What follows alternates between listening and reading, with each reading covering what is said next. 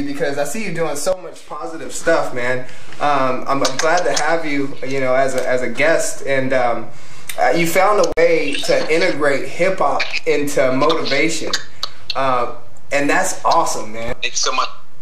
Yeah, man. So you're a best-selling author of 365 hip-hop daily quotes. You're a motivational speaker, TV producer, and an entrepreneur. So it's an honor and a pleasure to... I love all the titles, right? Yeah, man. It's my pleasure to be speaking with you today, man. So just tell me a little bit about yourself and your background and where you grew up and how you are today. Awesome. Once again, my name is Young Executive Carl Michel, best-selling author, but, you know, I have a lot of accolades now, but it really didn't start off like that. Born in Port-au-Prince, Haiti, raised in Stamford, Connecticut, on the east side, one of the underprivileged parts of town, and, you know, we struggled growing up. I was blessed to have both of my parents in my life, and they were working really, really, really hard, but we were still really, really, really, really broke. Yeah. You know, so my perception of success at the time was the guys that I saw on the corner who were hustling, who looked like they were making a lot of money, looked like they were having a lot of fun, looked like they had a lot of women, looked like they had a lot of cars. That was my idea of success at the time. And then growing up, I thought the ball player was successful, and then I thought the rapper was successful. So those were my images of success at the time. Mm-hmm. So naturally, be like the street guy. Then I wanted to be like the sports guy. Then I wanted to be like the rapper because that was my perception. Right. And to make a long story short, for a long period of time, I was a big follower growing up.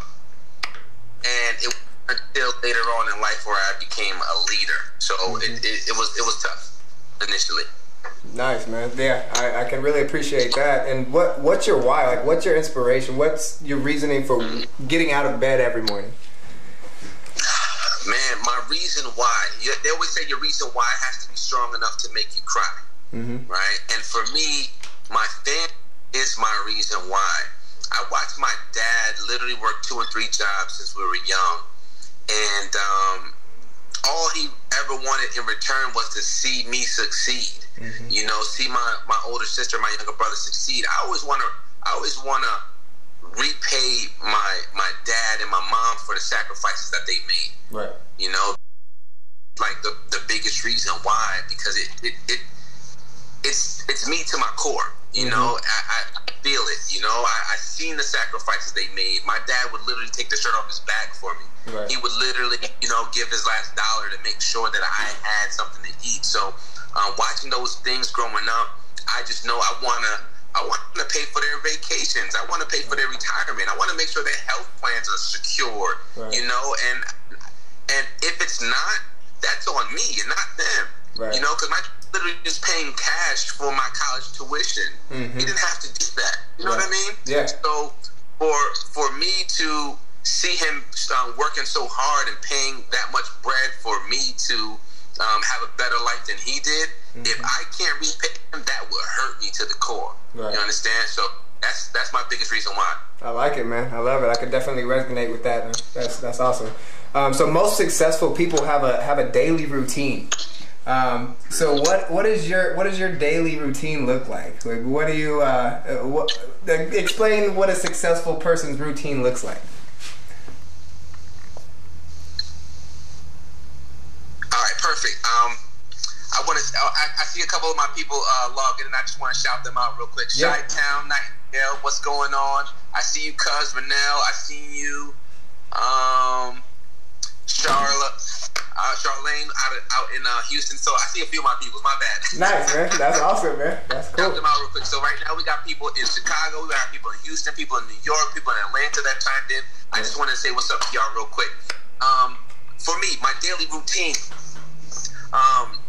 you have to focus on well, of course, my faith is first and foremost. You know, I'm a firm believer in God, so I wake up and pray. I wake up, DJ Flo, what's going on, baby boy? That's Baltimore for you.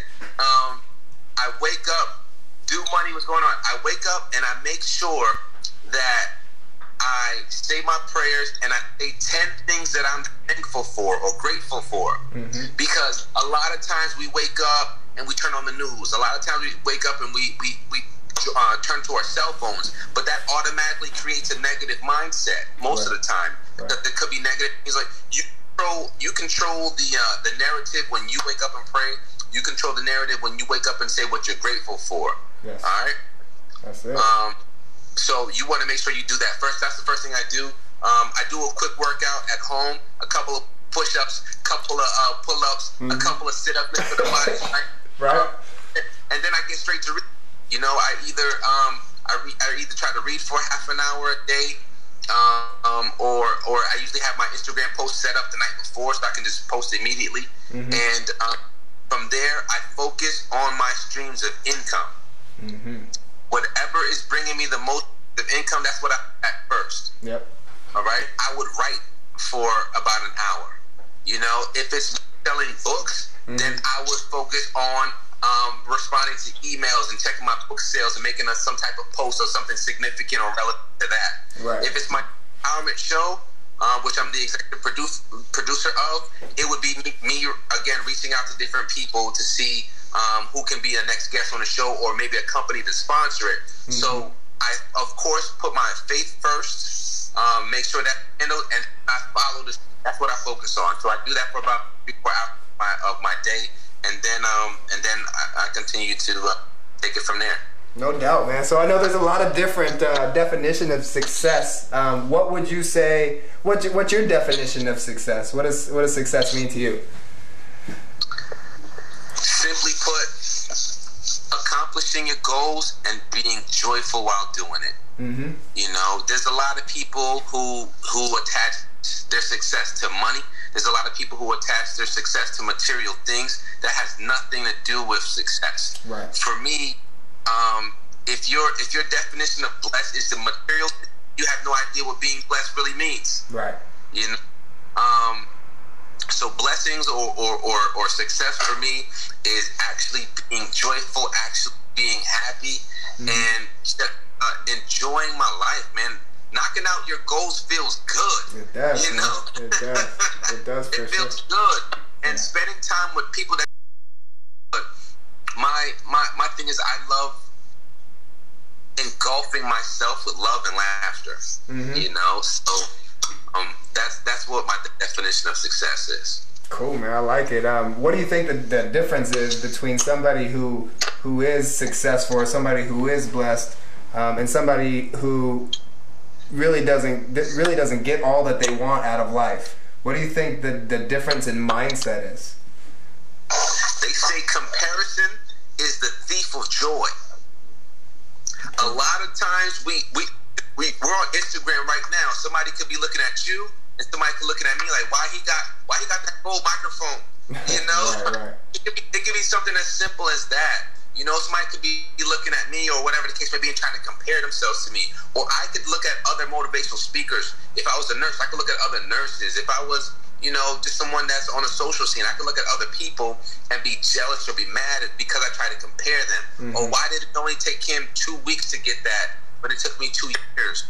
Hey, listen, comparison is a thief of joy. If you have a grudge in your heart, if you have hate in your heart, you got to release that.